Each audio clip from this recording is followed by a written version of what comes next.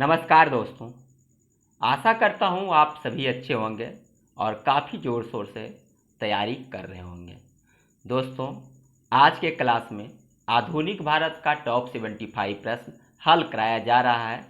वे यह ऐसे प्रश्न हैं जो बार बार परीक्षाओं में पूछे जाते रहे हैं।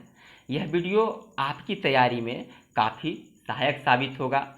मुझे उम्मीद है इस वीडियो से आपके बीपीएससी हो, जेपीएससी हो या अन्य कोई पीसीएस हो, इससे 5 से 10 प्रश्न पूछे ही जाएंगे।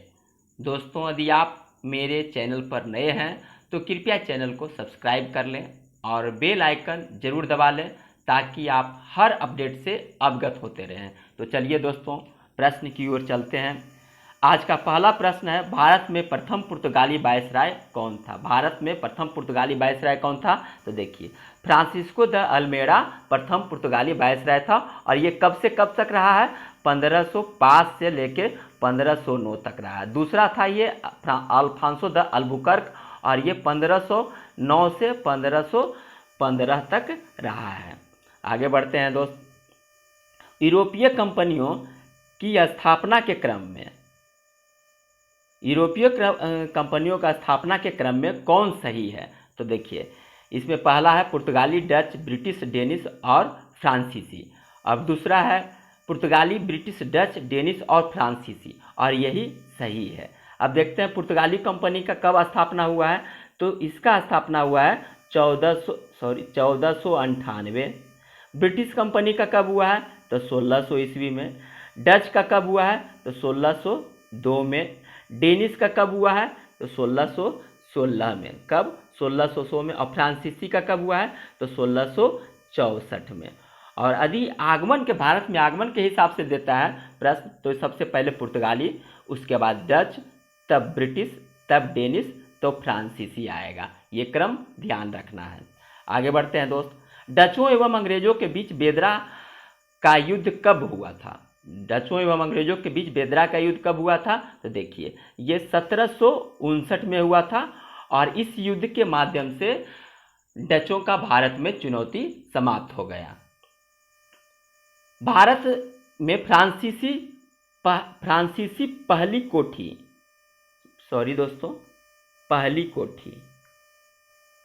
कहाँ स्थापित किया गया था? तो देखिए, भारत में फ्रांसीसी पहली कोठी या फैक्ट्री जो स्थापित किया गया था वो कहाँ किया गया था? तो वो किया गया था सूरत में। कहाँ किया गया था? सूरत में किया गया था। और यह इसमें अन्य ऑप्शन पर यदि विचार करते हैं तो देखिए, ये मुस्लिपट्टम जो है, ये डचों की प्रथम फैक्ट्री यहाँ स्थापित किया गया। किसकी? डचों की। कोचीन जो है, कोची पुर्तगालियों का प्रथम फैक्ट्री कोची में स्थापित किया गया था। किसकी? पुर्तगालियों के। और ट्रावनकोर में डेनमार्क का प्रथम फैक्ट्री स्थापित किया गया था। आगे बढ़ते हैं दोस्त। किसने रणजीत सिंह की तुलना नेपोलियन बोनापार्ट से की? किसने रणजीत सिंह की तुलना जो नेपोलियन बोनापार्ट से की? तो देखिए, ये विक्टर जाकुमा जो है, रणजीत सिंह की तुलना नेपोलियन बोनापार्ट से करता है। और ये कहाँ? ये फ्रांसीसी यात्री था। ये फ्रांसीसी विक्टर जाकुमा जो था, फ्रांसीसी यात्री था और यही फ्रांसीसी यात्री था और यही नेपोलियन से तुलना करता है रणजीत सिंह का। किस संधि के माध्यम से प्रथम आंग्ल युद्ध समाप्त हुआ? किस संधि के माध्यम से प्रथम आंग्ल मैसूर युद्ध समाप्त हुआ था? तो देखिए, ये हुआ था मद्रास की संधि के माध्यम से। और ये प्रथम आंग्ल युद्ध जो कब से कब तक चला? प्रथम आंग्ल मैसूर युद्ध है 1767 से 1769 तक चला। इसमें है, एक तरफ हैदर अली था और एक तरफ अंग्रेज। मद्रास की संधि कब होती है? तो मद्रास की संधि जो है 1769 में होता है और इसी के माध्यम से प्रथम आंग्ल मैसूर युद्ध समाप्त होता है। कौन? प्रथम आंग्ल मैसूर युद्ध मद्रास की संधि से समाप्त होता है। अब मंगलूर के संधि से है द्वितीय आंग्ल मैसूर युद्ध। कौन? द्वितीय आंग्ल मैसूर युद्ध मंगलोर के संधि से और श्रीरंगपट्टम के संधि से तृतीय आंग्ल मैसूर युद्ध समाप्त होता है। एक शेर की तरह एक दिन जीना बेहतर है, लेकिन भेड़ की तरह लंबी जिंदगी जीना अच्छा नहीं। यह कथन किसके द्वारा कहा गया है? तो देखिए, यह कथन जो कहा गया है टीपू सुल्तान के द्वारा। किसके द्वारा? टीपू सुल्तान के द्वारा कहा गया। किनके द्वारा? टीपू सुल्तान के द्वारा कहा गया है। आगे बढ़ते हैं दोस्त। किस गवर्नर जनरल के समय विलियम जोन्स ने एशियाटिक सोसाइटी ऑफ बंगाल की स्थापना की? तो ये एशियाटिक सोसाइटी ऑफ बंगाल की स्थापना किसके समय किया गया है?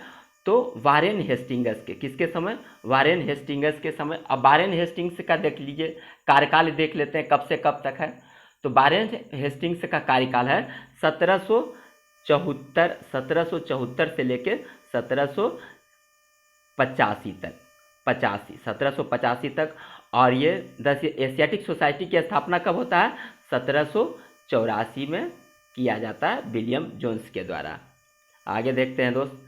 किस एक्ट के तहत कोलकाता में उच्चतम न्यायालय की स्थापना की गई थी? किस एक्ट के तहत? तो देखिए, ये रेगुलेटिंग एक्ट के तहत किया गया था। और ये स्थापना कब किया गया था?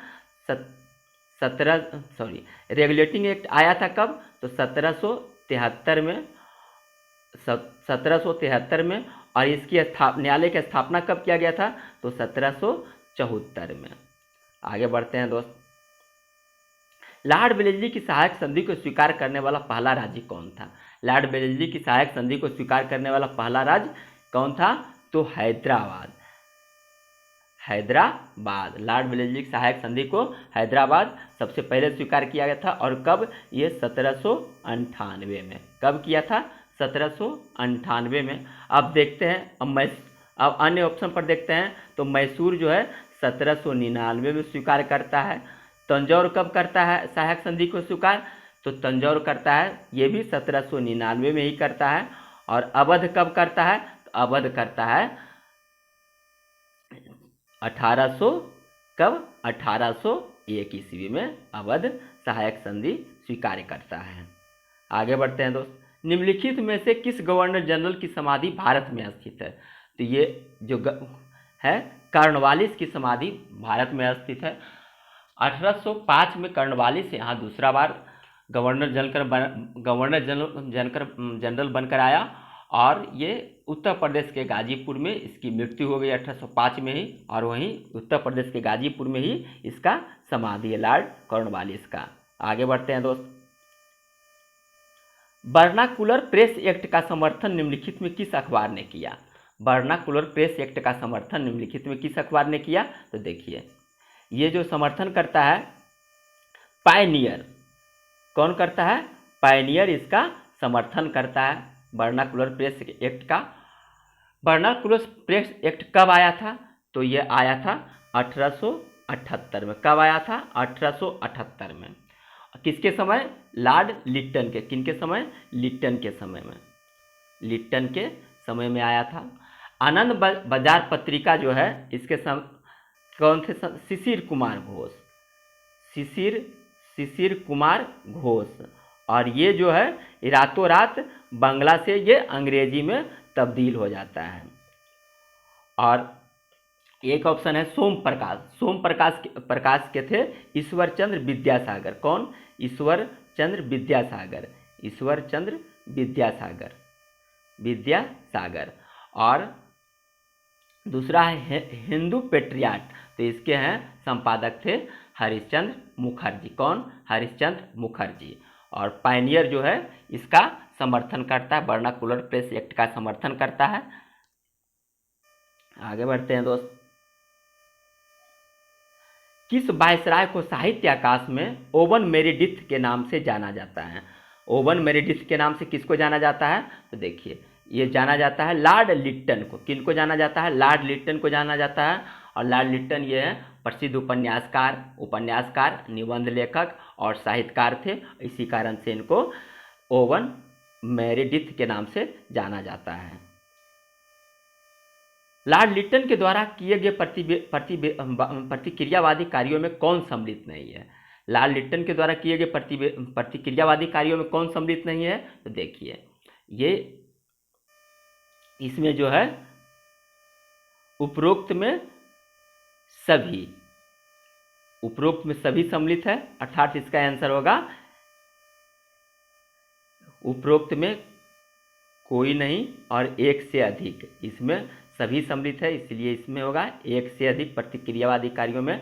अब देखते हैं दिल्ली दरबार का आयोजन कब किया इसने। दिल्ली दरबार का आयोजन 1877 में। कब? 1877 में। वर्नाकुलर प्रेस एक्ट 1878 में। शस्त्र अधिनियम, भारतीय शस्त्र अधिनियम कब लाया गया? तो ये भी 1878 में ही लाया गया। और इसी के समय में सिविल सेवा परीक्षा में प्रवेश का अधिकतम उम्र को ये कम कर देता है, इसलिए इसका आंसर होगा उपयुक्त में कोई नहीं, एक से अधिक, क्योंकि इसका ऑप्शन एक से अधिक है। भारत में स्थानीय स्वशासन का जनक किसे माना जाता है? भारत में स्थानीय स्वशासन का जनक किसे माना जाता है? तो भारत में स्थानीय स्वशासन का जनक लॉर्ड रिपन। किनको माना जाता है? लॉर्ड रिपन को माना जाता है। 1882 में स्थानीय स्वशासन से संबंधित कानून बनाया गया और इस कारण से रिपन को स्थानीय स्वशासन का जनक माना जाता है। भारत में पहली बार डाक टिकट किसके समय में जारी किया गया था? भारत में पहली बार डाक टिकट जो लॉर्ड डलहौजी के समय में जारी किया गया था। किसके समय में? लॉर्ड डलहौजी के समय में। अब देखते हैं 1774 में वारेन हेस्टिंग्स ने पहली बार कोलकाता में डाकघर का स्थापना किया।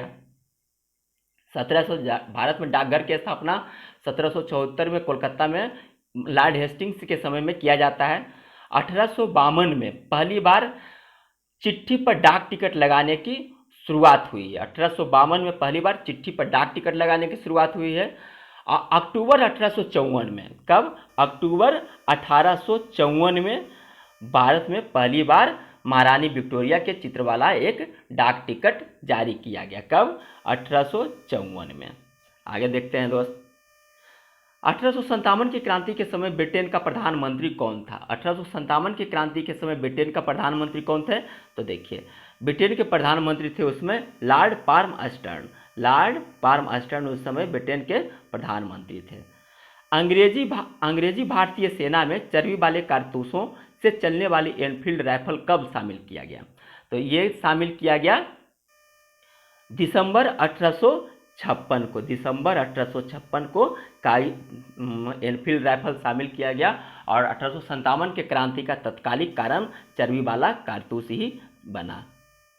आगे देखते हैं दोस्त, 1857 के क्रांति के सरकारी इतिहासकार कौन थे? 1857 के क्रांति के सरकारी इतिहास कौन थे? तो देखिए ये एसएन सेन 1857 के क्रांति के सरकारी इतिहासकार, या यूं कहें भारतीय स्वतंत्रता के सरकारी इतिहासकार एसएन सेन थे।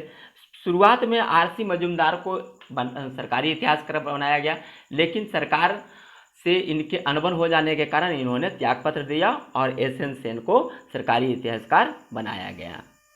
1857 की क्रांति में बहादुर शाह जफर ने किसके समक्ष आत्मसमर्पण किया था? 1857 की क्रांति में बहादुर शाह जफर ने एसआर हडसन के समक्ष आत्मसमर्पण, किसके समक्ष आत्मसमर्पण किया था? तो हडसन के समक्ष में। और कब किया था? तो 20 सितंबर 1857 को। कहाँ किया था? तो दिल्ली में हुमायूं के मकबरे में लेफ्टिनेंट एसआर हडसन के समक्ष आत्मसमर्पण करते हैं और इनको कैद करके रंगून भेज दिया जाता है और यहीं इनकी मृत्यु, बाद में इनकी मृत्यु हो जाती है। लॉर्ड रिपन को किसने भारत का उद्धारक की संज्ञा दी थी? लॉर्ड रिपन को किसने भारत के उद्धारक की संज्ञा दी थी? तो देखिए इसका ऑप्शन देख लेते हैं। ये उपरोक्त में कोई नहीं, ये उपरोक्त में कोई नहीं, एक से अधिक, क्योंकि न महात्मा गांधी, न बाल गंगाधर, न फिरोज शाह तुगलक, न ए.ओ. ह्यूम, तो किसी ने नहीं दी। ये संज्ञा किसने दिया था? तो फ्लोरेंस नाइटिंगेल के द्वारा ये संज्ञा दिया जाता है। किनके द्वारा? फ्लोरेंस नाइटिंगेल के द्वारा ये संज्ञा दी जाता है रिपन को भारत का उद्धारक के रूप में। भारतीय राष्ट्रीय कांग्रेस की स्थापना कब किया गया? भारतीय राष्ट्रीय कांग्रेस की स्थापना कब किया गया? ये सभी जानते हैं, 1885 में किया गया। ए ह्यूम के द्वारा इसकी स्थापना दिसंबर 1885 में कहाँ किया गया था? मुंबई में गोकुलदास तेजपाल संस्कृत विद्यालय में इसका स्थापना किया गया था। आगे बढ़ते हैं दोस्त। भारतीय राष्ट्रीय कांग्रेस का प्रारंभ में नाम भारतीय राष्ट्रीय संघ रखा गया था, लेकिन किसके सुझाव पर इसका नाम भारतीय राष्ट्रीय कांग्रेस किया गया? तो देखिए, ये दादा भाई नौरोजी के सुझाव पर इसका नाम भारतीय राष्ट्रीय कांग्रेस किया गया। किनके सुझाव पर? दादा भाई नौरोजी के सुझाव पर। किसने कहा था कांग्रेस डफरिन के दिमाग की उपज है? किसने सॉरी दोस्तों, किसने कहा था कांग्रेस लॉर्ड डफरिन के दिमाग की उपज है? तो ये कहने वाले हैं लाला लाजपत राय। कौन कहते हैं? लाला लाजपत राय कहते हैं। अब देखते हैं इसमें बिपिन चंद्र पाल कांग्रेस के बारे में क्या कहते हैं।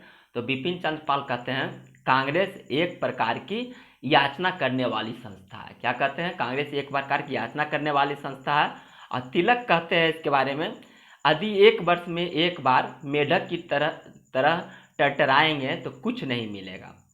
और इसमें एक और ऑप्शन है बंकिम चंद्र चटर्जी। बंकिम चंद्र चटर्जी कहते हैं कांग्रेस के लोग पदों के भूखे हैं। कांग्रेस के बारे में तरह तरह इसकी आलोचना की गई है और इसमें ये सभी इसके आलोचक थे। आगे बढ़ते हैं दोस्त। Grand old man of India के नाम से किन्हें जाना जाता है? Grand old man of India के नाम से दादा भाई, किनको जाना जाता है? दादा भाई नौरोजी को जाना जाता है। आगे देखते हैं, किसकी अध्यक्षता में 1888 में लंदन में ब्रिटिश कमेटी ऑफ इंडिया की स्थापना की गई थी? तो किसकी अध्यक्षता में? तो ये देखें, ये जो किया गया था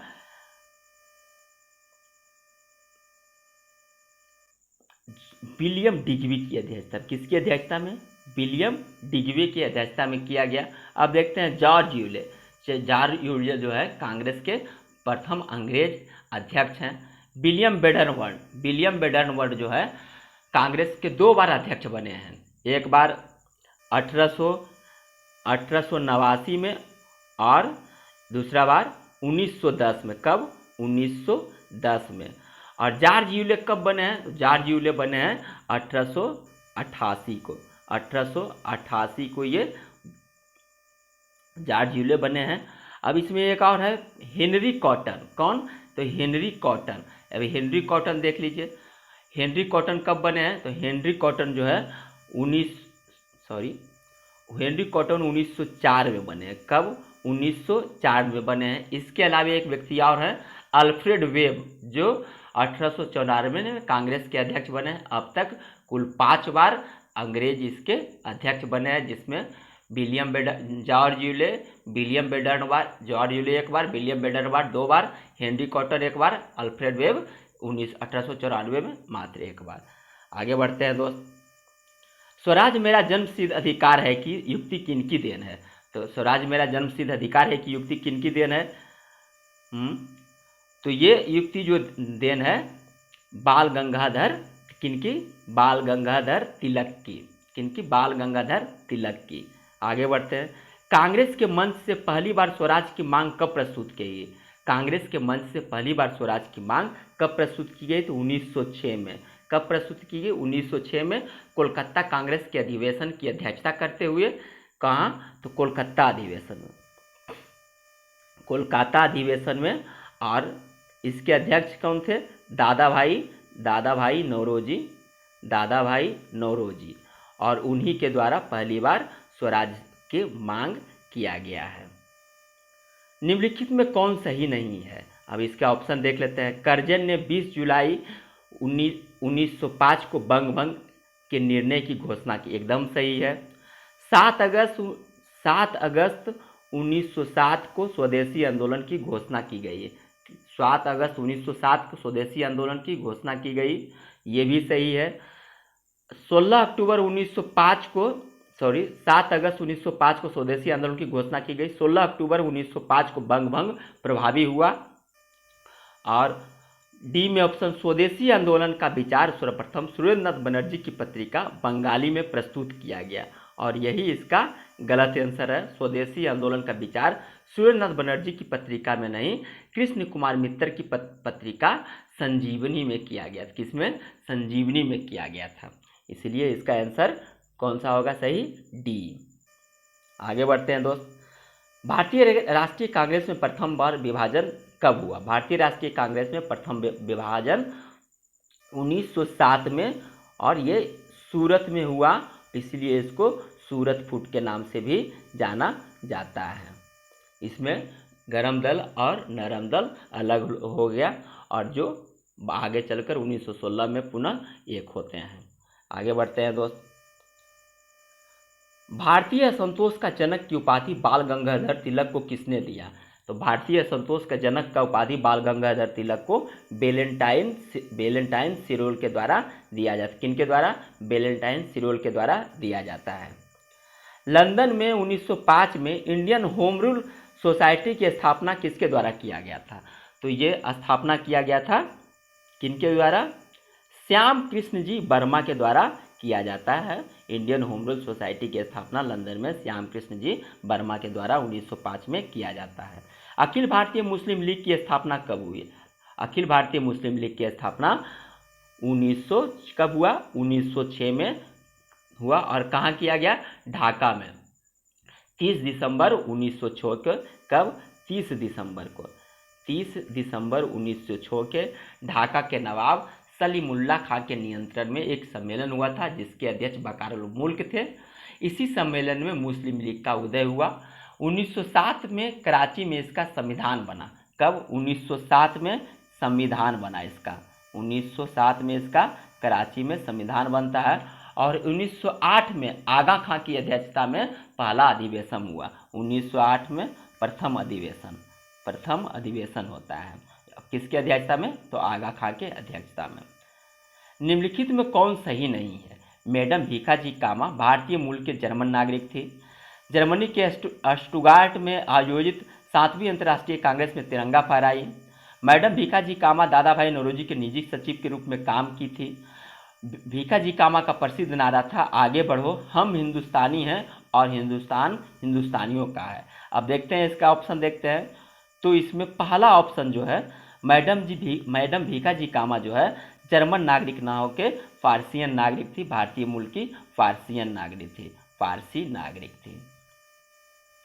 आगे बढ़ते हैं दोस्त।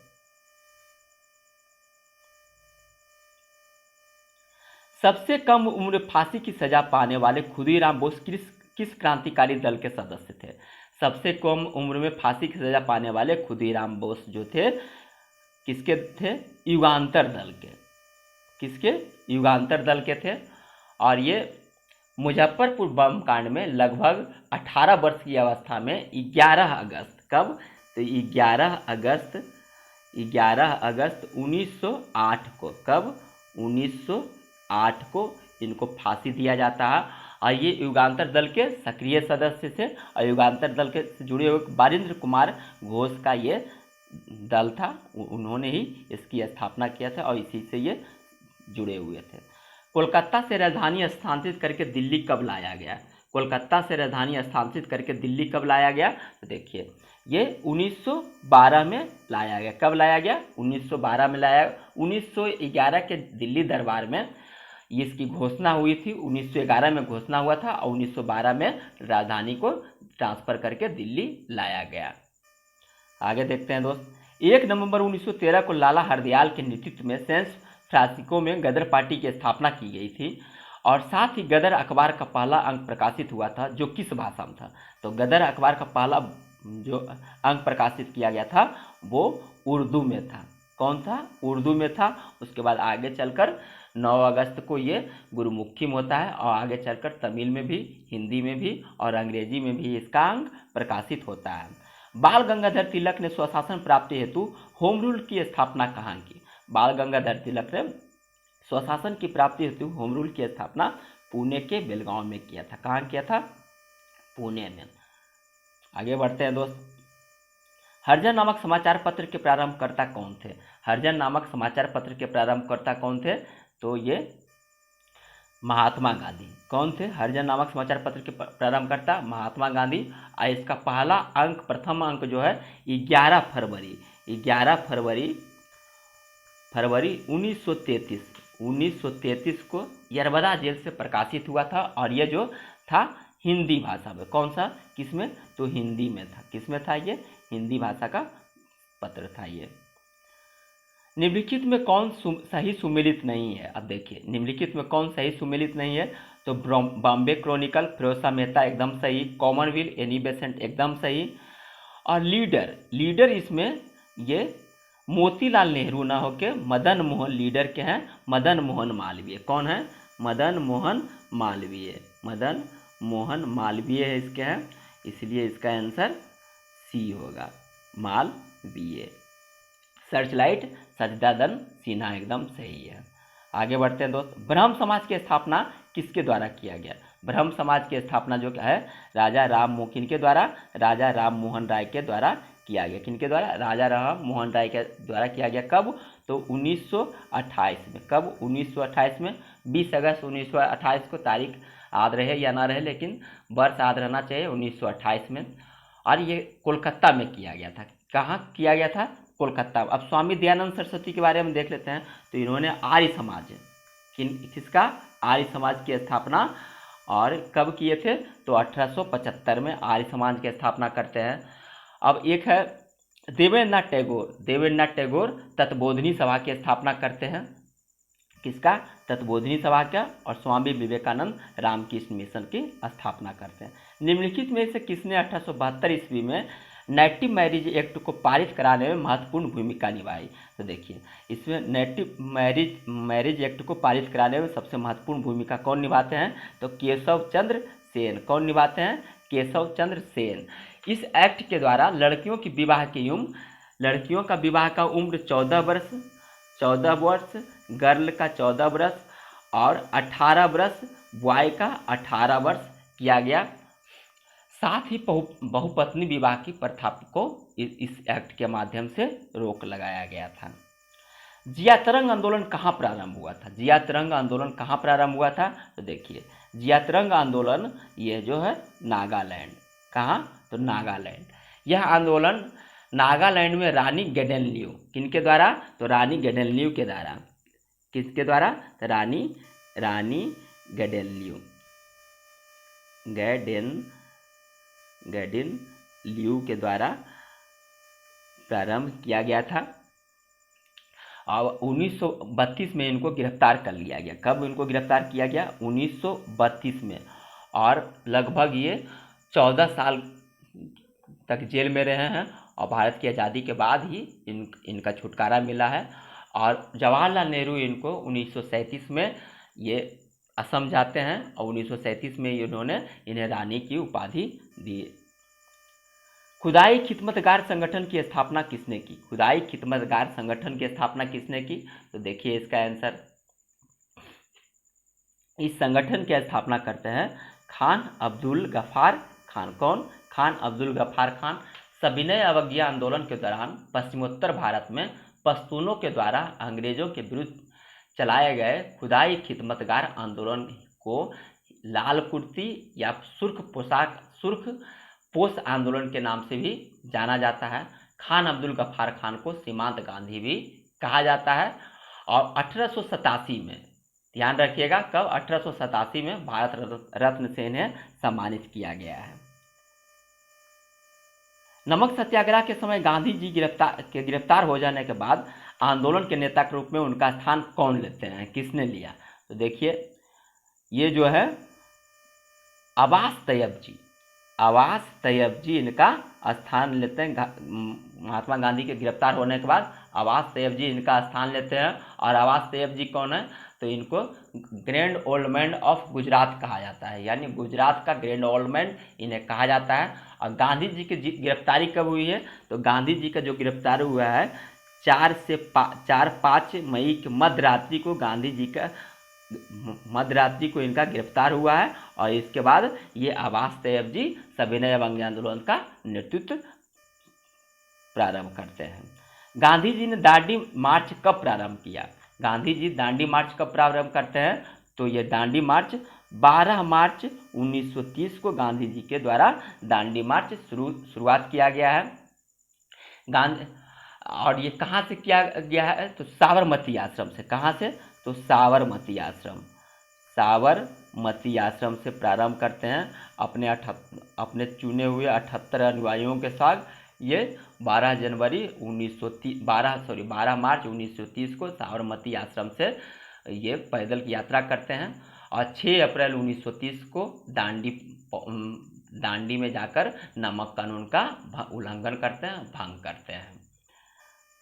और इसी के साथ सविनय अवज्ञा आंदोलन का शुरुआत होता है। निम्नलिखित में सबसे पहले कौन सी घटना घटी? निम्नलिखित में सबसे पहले कौन सी घटना घटी? देखिए, दांडी मार्च, भारत छोड़ो आंदोलन, दिल्ली समझौता, साइमन कमीशन का आगमन।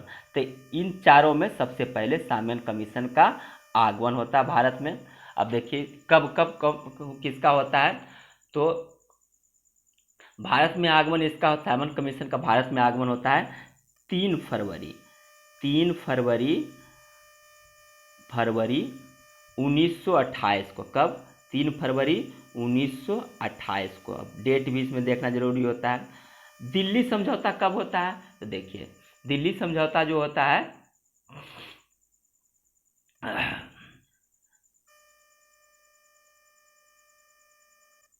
5 मार्च को।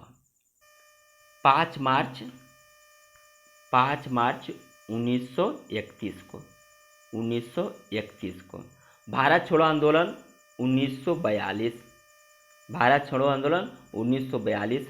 और ये दांडी मार्च 12 कब से प्रारंभ होता है? तो 12 मार्च को प्रारंभ होता है 1930 को। अतः इसमें आंसर कौन सा होगा? इसमें आंसर डी, साइमन कमीशन का आगमन सर्वप्रथम। शक्ति के विरुद्ध अधिकार की लड़ाई में मैं विश्व की सहानुभूति चाहता हूँ, यह कथन किससे संबंध है? यह कथन जो संबंध है दांडी मार्च, किससे? दांडी मार्च से, या यूं कहें सविनय अवज्ञा आंदोलन से। किससे?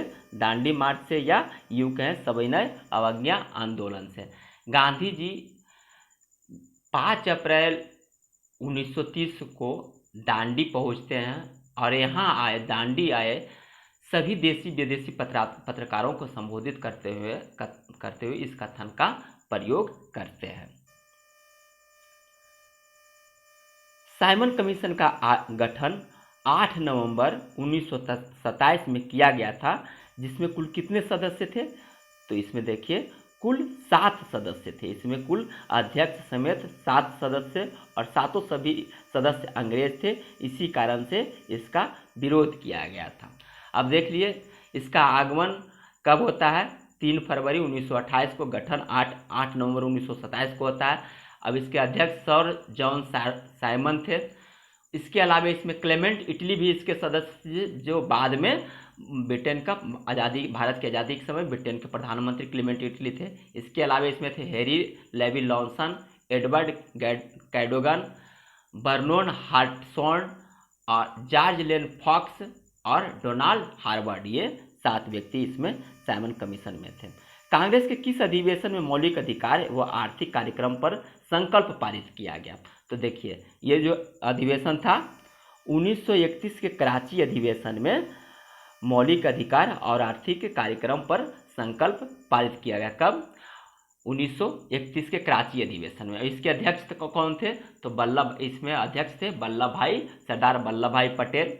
प्रस्ताव को बनाने में एम एन राय ने जवाहरलाल नेहरू को सहयोग किया था। इसी अधिवेशन में गांधी इरविन समझौता को स्वीकार किया गया और इसी समय गांधी जी कहते हैं गांधी मर सकता है परंतु गांधीवाद नहीं मर सकता। ऐसा कथन उनको इसलिए करना पड़ा था कि 23 मार्च 1931 को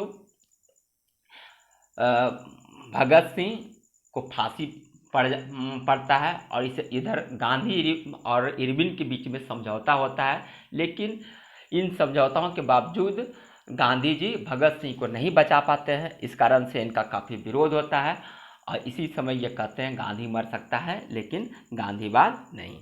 आगे बढ़ते हैं दोस्त। गांधी जी के द्वारा व्यक्तिगत सत्याग्रह आंदोलन की शुरुआत कहाँ से किया गया? तो गांधी जी के द्वारा व्यक्तिगत सत्याग्रह आंदोलन का शुरुआत जो है पवनार आश्रम से। कहाँ से? पवनार आश्रम से किया जाता है। और ये कब शुरुआत होता है? तो 17 अक्टूबर को। 17 अक्टूबर 1940 को। इसका डेट भी याद रखना है। इसका डेट भी 17 अक्टूबर को याद रखना है। और इसके प्रथम सत्याग्रही विनोबा भावे थे।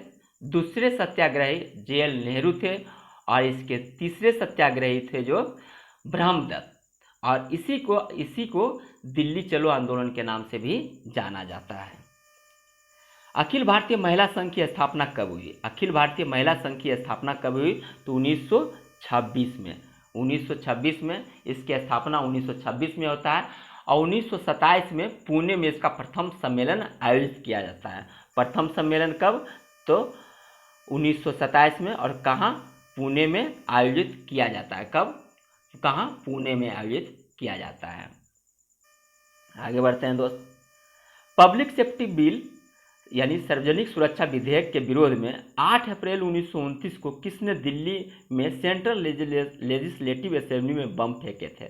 तो ये कौन थे? तो इसका देखिए ऑप्शन, ये थे भगत सिंह और बटुकेश्वर दत्त। भगत सिंह और बटुकेश्वर दत्त, इन्होंने ही दिल्ली असेंबली में बम फेंकते हैं। और ये कब फेंकते हैं बम? तो 8 अप्रैल 1929 को सेंट्रल लेजिस्लेटिव असेंबली में बम फेंकते हैं, और इनका उद्देश्य किसी की जान लेना नहीं था, बल्कि बहरे कानों तक अपनी आवाज़ पहुंचाना था। आगे बढ़ते हैं दोस्त। किस मुकदमे के तहत भगत सिंह, सुखदेव और राजगिरी को फांसी दी गई? किस मुकदमे के तहत? तो देखिए, ये लाहौर षड्यंत्र केस के द्वारा इनको फांसी दिया गया था। किस मुकदमे के तहत?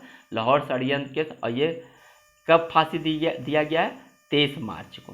23 मार्च 1931 को इन तीनों व्यक्तियों को लाहौर षड्यंत्र केस के माध्यम से इनको फांसी दिया जाता है।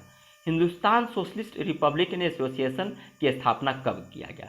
हिंदुस्तान सोशलिस्ट रिपब्लिकन एसोसिएशन की स्थापना कब किया जाता है? तो 1928 में। और कहाँ किया जाता है? दिल्ली के फिरोजशाह कोटला में। कहाँ? तो दिल्ली के फिरोजशाह कोटला में। 1924 में हिंदुस्तान रिपब्लिकन एसोसिएशन को जो 1924 में गठित हुआ था, हिंदुस्तान रिपब्लिकन एसोसिएशन, इसी को पुनर्जीवित करने के उद्देश्य से चंद्रशेखर आज़ाद के नेतृत्व में HRA का बैठक फिरोजशाह कोटला में किया जाता है, और यहीं भगत सिंह के नेतृत्व में 1928 में हिंदुस्तान सोशलिस्ट रिपब्लिकन एसोसिएशन का स्थापना किया जाता है।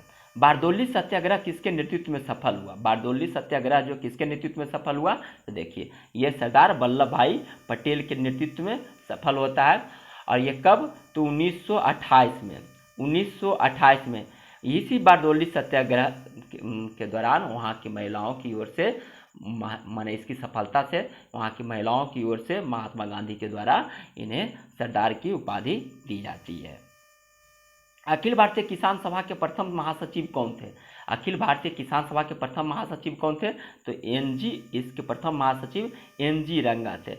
अध्यक्ष कौन थे? तो अध्यक्ष थे स्वामी सहजानंद सरस्वती। और इसका गठन कहाँ किया गया था? तो गठन किया गया था 1936 में। कहाँ? लखनऊ में। इसी समय लखनऊ में जवाहरलाल नेहरू के अध्यक्षता में कांग्रेस का भी अधिवेशन चल रहा था। अब मोहम्मद अली जिन्ना ने भारत से अलग मुस्लिम राष्ट्र की मांग कब की? तो मोहम्मद अली जिन्ना ने भारत से अलग मुस्लिम राष्ट्र की मांग कब करते हैं? तो ये करते हैं 1940 में। कब करते हैं? 1940 में करते हैं। अखिल भारतीय 24 मार्च 1940 को लीग के लाहौर अधिवेशन की अध्यक्षता करते हुए जिन्ना पाकिस्तान की मांग प्रस्तुत करते हैं। कब? तो 24 मार्च। कब? 24 मार्च 1940 को। कब? 24 मार्च 1940 को लाहौर अधिवेशन, लीग के लाहौर अधिवेशन में। कांग्रेस कार्यकारिणी समिति ने अंग्रेजों भारत छोड़ो आंदोलन का प्रस्ताव कहाँ पारित किया? तो ये प्रस्ताव जो है वर्धा में पारित किया जाता है। और कब? तो 14 जुलाई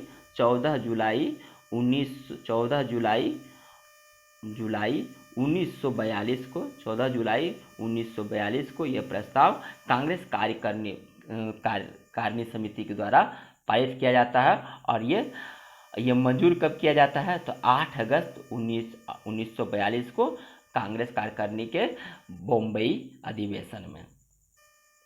और उसके बाद ये भारत छोड़ो आंदोलन का शुरुआत हो जाता है। 9 अगस्त 1942 को भारत छोड़ो आंदोलन की शुरुआत होते ही प्रातः काल में किस ऑपरेशन के तहत गांधी समेत सभी प्रमुख नेताओं को गिरफ्तार कर लिया गया? तो देखिए, ये ऑपरेशन जो था ऑपरेशन जीरो हावर, ऑपरेशन जीरो हावर के तहत ही 9 अगस्त को देश के सभी प्रमुख नेताओं को गिरफ्तार कर लिया गया था। सुभाष चंद्र बोस के द्वारा कहां पर आज़ाद हिंद सरकार का गठन किया गया? सुभाष चंद्र बोस के द्वारा कहां पर? तो ये किया गया था सिंगापुर में। कहाँ किया गया था? सिंगापुर में। और कब किया गया था? तो 21 अक्टूबर 1943 को आज़ाद हिंद सरकार की स्थापना किया, और जिसका मुख्यालय कहाँ था? तो इसका मुख्यालय रंगून था। कहाँ था इसका मुख्यालय? इसका मुख्यालय रंगून था। और इसे जर्मनी और जापान जैसे देशों ने समर्थन प्रदान किया था। कौन कौन? जर्मनी और जापान जैसे देशों ने इसका समर्थन प्रदान किया था। सेवाग्राम आश्रम की स्थापना गांधी जी के द्वारा कहाँ किया जाता है? तो सेवाग्राम आश्रम की स्थापना गांधी जी के द्वारा कहाँ किया जाता है? तो देखें, ये सेवाग्राम आश्रम की स्थापना गांधी जी के द्वारा वर्धा में किया जाता है। और कब किया जाता है? तो 1936 में करते हैं। ये आगे बढ़ते हैं। 1935 के भारत शासन अधिनियम को कांग्रेस के किस अधिवेशन में अस्वीकार कर दिया गया? और 1937 में होने वाले प्रांतीय चुनाव में भाग लेने का निर्णय लिया गया। तो 1935 के भारत शासन अधिनियम को कब अस्वीकार कर दिया गया? तो देखिए इसका आंसर, ये 1936 के लखनऊ अधिवेशन में इसको अस्वीकार कर दिया गया, जिसकी अध्यक्षता कौन कर रहे थे? जवाहरलाल नेहरू इसके अध्यक्ष थे। निम्नलिखित में कौन सी घटना सबसे बाद में घटित हुई है? निम्नलिखित में कौन सी घटना सबसे बाद में घटित हुई है? तो देखिए इसमें सब देख लेते हैं। मुक्ति दिवस। तो मुक्ति दिवस कब मनाया गया है? तो 22 दिसंबर 1900 कब? 22 दिसंबर 1939 को मनाया गया है। प्रत्यक्ष कार्यवाही दिवस। तो प्रत्यक्ष कार्यवाही दिवस कब मनाया जाता है? तो प्रत्यक्ष कार्यवाही दिवस मनाया जाता है 16 अगस्त 1946 को। 16 अगस्त 1946 को मनाया जाता है। अब नौसेना विद्रोह। अब इसमें नौसेना विद्रोह कब है? तो 19 फरवरी 1946। और पाकिस्तान की मांग कब? तो 1940 में।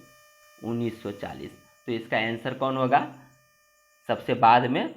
तो आंसर होगा प्रत्यक्ष कार्यवाही दिवस, क्योंकि 16 अगस्त 1946 को प्रत्यक्ष कार्यवाही दिवस मुस्लिम लीग के द्वारा मनाया जाता है। इसमें बड़े पैमाने पर भारत में दंगे होते हैं। लाल किले के मुकदमा में आज़ाद हिंद फौज के अभियुक्तों की तरफ से बचाव पक्ष का नेतृत्व कौन कर रहे थे? तो बचाव पक्ष का नेतृत्व इसमें कर रहे थे, कौन कर रहे थे? तो भूलाभाई देसाई। कौन कर रहे थे इसमें? भूलाभाई देसाई बचाव पक्ष का नेतृत्व कर रहे थे। कौन?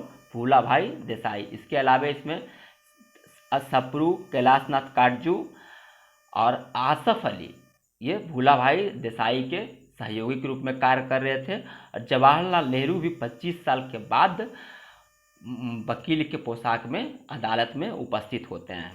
आगे बढ़ते हैं दोस्त। संविधान सभा का गठन किस योजना के तहत किया गया? संविधान सभा का गठन जो किया गया किस योजना के तहत किया गया? तो संविधान सभा का गठन किया गया है कैबिनेट मिशन के तहत। कैबिनेट मिशन प्लान के तहत किया गया। और ये कैबिनेट मिशन कब आता है? तो 24 मार्च 1946 को। और संविधान ये इसी के तहत संविधान सभा का गठन एवं इसका कार्य था संविधान सभा के गठन और तत्कालीन ज्वलंत समस्याओं पर भारतीयों के विचार विमर्श के लिए ये दिल्ली पहुंचता है। इसी योजना के तहत नवंबर 1946 में संविधान सभा अस्तित्व में आती है। कब? नवंबर 1946 में। कैबिनेट मिशन योजना के तहत गठित अंतरिम सरकार में डॉक्टर राजेंद्र प्रसाद के पास कौन सा विभाग था? तो डॉक्टर राजेंद्र प्रसाद के पास जो विभाग था वो था, कौन था? खाद्य एवं कृषि विभाग। कौन था? खाद्य एवं कृषि विभाग डॉक्टर राजेंद्र प्रसाद के पास था। और अंतरिम सरकार का नेतृत्व कौन कर रहे थे? तो जवाहरलाल नेहरू। कौन कर रहे थे? जवाहरलाल नेहरू। अब इसमें देख लेते हैं अंतरिम सरकार गठन कब हुआ है, तो 2 सितंबर 1946 को गठन हुआ, जिसका नेतृत्व जवाहरलाल नेहरू कर रहे थे। अब रेलवे विभाग कौन था? तो आसफ अली के पास, आसफ अली। श्रम विभाग किसके पास था? तो जगजीवन राम, जगजीवन राम, जगजीवन राम के पास। और वित्त विभाग कौन था? तो लियाकत अली के पास, लियाकत अली के पास। आगे बढ़ते हैं दोस्त। 4 जुलाई 1947 को ब्रिटिश संसद में क्लेमेंट इटली, सॉरी दोस्तों एटली होगा, क्लेमेंट एटली के द्वारा भारतीय स्वतंत्रता विधेयक प्रस्तुत किया गया, जिसे कब स्वीकृति मिली? तो इसको स्वीकृति मिलता है 18 जुलाई 1947 को। प्रस्तुत कब किया जाता है? तो 4 जुलाई 1947 को, और स्वीकृति मिलता है 18 जुलाई 1947 को। स्वतंत्र भारत के प्रथम गवर्नर जनरल कौन थे? स्वतंत्र भारत के प्रथम गवर्नर जनरल कौन थे? तो देखिए ये माउंटबेटन, स्वतंत्र भारत के प्रथम गवर्नर जनरल माउंटबेटन थे। और यदि पूछता है स्वतंत्र भारत के अंतिम और प्रथम वाइस गवर्नर जनरल कौन थे, तो इसका आंसर होगा राजगोपालाचारी। आगे बढ़ते हैं दोस्त। महात्मा गांधी को सर्वप्रथम राष्ट्रपिता कहकर किसने संबोधित किया? महात्मा गांधी को सर्वप्रथम राष्ट्रपिता कहकर कौन संबोधित करते हैं? तो सुभाष चंद्र बोस। 6 जुलाई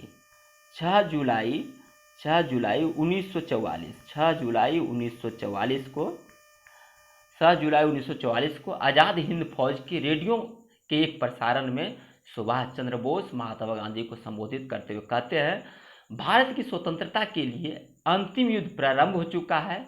राष्ट्रपिता, भारतीय स्वतंत्रता के इस पवित्र युद्ध में हमें आपका आशीर्वाद चाहिए। यही कथन कहते हैं, इसी में राष्ट्रपिता का कह के इनको संबोधित करते हैं। आगे बढ़ते हैं। इंडियन स्ट्रगल नामक पुस्तक के लेखक कौन है? इंडियन स्ट्रगल नामक पुस्तक के लेखक कौन है? तो इसमें से राजेंद्र प्रसाद, चित्तरंजन दास, लाला लाजपत राय, लाला हरदयाल, कोई नहीं। इसमें से ये इंडियन स्ट्रगल के नाम से जो पुस्तक है ये सुभाष चंद्र बोस, किनका है? सुभाष चंद्र बोस का, सुभाष चंद्र बोस इसके लेखक हैं। और इसमें क्या है? तो इसमें 1920 से लेकर 1942 के भारतीय स्वतंत्रता संघर्ष को के इतिहास को ये पुस्तक कवर करती है। और ये पहली बार ये 1942 में प्रकाशित हुआ था ये पुस्तक। स्वतंत्रता के पूर्व भारतीय राष्ट्रीय कांग्रेस का सर्वाधिक बार अधिवेशन किस शहर में संपन्न हुआ? स्वतंत्रता के पूर्व भारतीय राष्ट्रीय कांग्रेस का सर्वाधिक जो अधिवेशन संपन्न हुआ है कोलकाता में। कब संपन्न हुआ? कोलकाता में। कुल कितना बार? 10 बार। कोलकाता में कुल 10 बार हुआ है। अब कब कब हुआ है ये यहाँ बता नहीं सकते हैं, संभव नहीं है। उसके बाद मुंबई में कितना बार हुआ है? तो मुंबई में 6 बार। मुंबई में कितने बार? 6 बार। मद्रास में कितना बार? तो 7 बार। और लाहौर में कितना बार हुआ है? तो लाहौर में 4 बार। सैंडहर्स्ट समिति का गठन कब किया गया था? सैंडहर्स्ट समिति का गठन कब किया गया था? तो देखिए इसका आंसर ये 1925 में किया गया था। इसका जो गठन किया गया था सेना का भारतीयकरण करने पर विचार करने के लिए सैंडहर्स्ट समिति का गठन किया गया था, जिसके अध्यक्ष कौन थे? तो अध्यक्ष थे इसका एंड्रयू अस्कीन। कौन? एंड्रयू अस्कीन। 1925 में किया गया था और इसके अध्यक्ष थे एंड्रयू अस्कीन। अब देख लीजिए 1917 में क्या किया गया था? तो सैडलर आयोग। 1924 में तो ली कमीशन। और 1927 में बटलर कमेटी का गठन किया गया था। भारत में छपने वाला प्रथम फारसी पत्रिका कौन है? तो भारत में छपने वाला प्रथम फारसी पत्रिका मिरातुल अखबार। कौन है? मिरातुल अखबार। ये राजा राम मोहन राय के द्वारा संपादित था। और कब? 1822 में कोलकाता से प्रकाशित होता था। ये भारत का प्रथम फारसी पत्रिका है। अब इसमें एक ऑप्शन है जामे जहनुमा। जामे जहनुमा जो है उर्दू में प्रकाशित होने वाला प्रथम समाचार पत्र है। उर्दू का ये प्रथम समाचार पत्र है। अब बंगदूत का प्रकाशन कब हुआ है? तो बंगदूत का प्रकाशन जो हुआ है, ये जाम जहानुमा का प्रकाशन देखते हैं। जान जहानुमा का प्रकाशन भी 1822 में ही होता है। कब? 1822 में भी होता है। अब इसमें एक तराने हिंद है। तराने हिंद मोहम्मद इकबाल का पुस्तक है। मोहम्मद इसी के में मोहम्मद सारे जहां से अच्छा हिंदोस्तान हमारा कहते हैं। ताना भगत आंदोलन किसके नेतृत्व में चला? ताना भगत आंदोलन जो है किसके नेतृत्व में चलता है? जतरा भगत के नेतृत्व में चलता है। और कब? 1914 में। और कहाँ? तो वर्तमान झारखंड में। तत्कालीन बिहार और वर्तमान झारखंड में चलता है। दोस्तों, इसी के साथ आज का क्लास समाप्त होता है। मुझे उम्मीद है ये वीडियो आपके लिए काफ़ी उपयोगी साबित होगा। थोड़ी लंबी हो गई है, लेकिन कोई बात नहीं, इसका आप स्पीड बढ़ा के इसे देख सकते हैं। चलिए दोस्तों, इसी के साथ जय हिंद, खुश रहें, मस्त रहें।